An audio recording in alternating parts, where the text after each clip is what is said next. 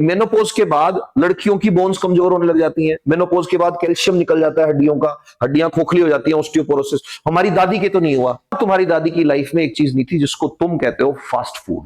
तुम्हारे दादी की लाइफ में वो जहर नहीं था जिसको कॉस्मेटिक्स के नाम पे तुम अपनी बॉडी पे अप्लाई किए जा रहे हो, जिसमें थैलेट्स होते हैं। And if you will Google तो तुम्हें पता लगेगा phthalates are most dangerous thing for female health. और ऐसा कॉस्मेटिक ही नहीं है जिसमें थैलेट्स नहीं हो।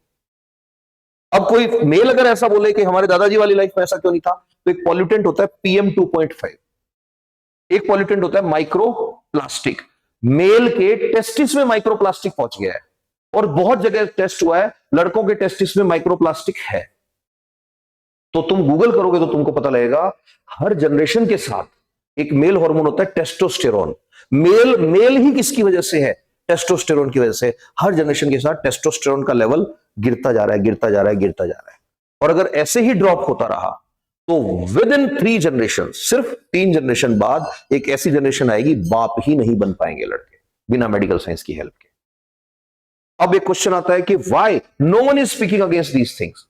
बिकॉज अगर ये नहीं होता, अगर लड़कियों में हार्मोनल इश्यू नहीं होते, लड़कियों में कॉस्मेटिक्स और पैकेट फूड खा खा के PCOD और ये प्रॉब्लम्स नहीं हुई होती, लड़के अगर प्लास्टिक नहीं मिलता लड़कों की बॉडी में, और लड़कों को अगर तुम पैक्ड फूड नहीं खिलाते और ये फास्ट फूड जंक फूड नहीं खिलाते और ये लाइफस्टाइल नहीं आता, लड़कों में टेस्टोस्टेरोन अगर ड्रॉप नहीं होता, तो क्या ये इंडस्ट्री चलती जिसको IVF कहते हैं?